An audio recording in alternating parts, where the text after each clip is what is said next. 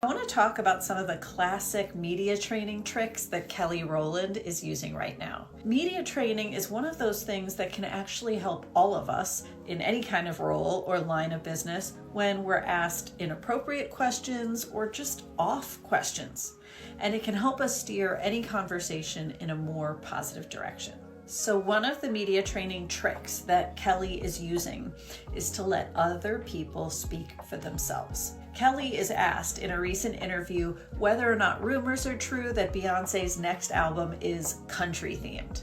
Kelly probably knows she could easily be misquoted or have a quote taken out of context if she comments too much on this album. And it's the same for you. You need to be careful about speaking for other people or even giving your take on your competitor, for example. It's often safer to say, I'll let them speak for their own experience.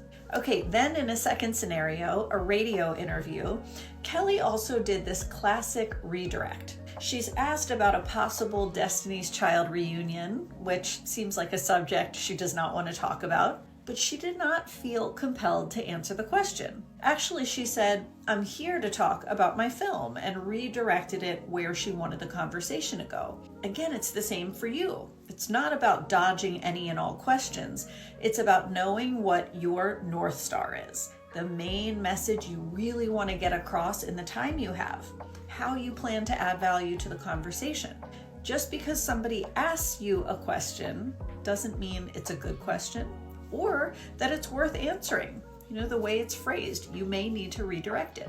Later, in a different TV interview, Kelly shows us this third media training technique, but she's really comfortable with silence. And this is probably the hardest technique for most people to master. So if there's a topic she does not want to go into, like when a TV host asked her, what happened on the Today Show? She gave a very brief response and pivoted the conversation. Then she was comfortable putting a cushion of silence out there, not saying more. For a viewer, this can sometimes feel a little bit cringy to watch, like an awkward silence or moment. But for the speaker, it can give you the upper hand.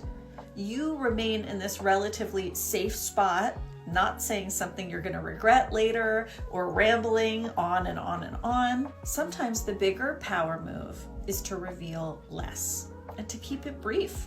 These media training techniques, they can help us in all kinds of situations, whether we're in a tough, contentious conversation, or we're on a panel at a conference, or even being interviewed on a podcast. Remember, you can steer any conversation. If you use some of these techniques, you're never stuck.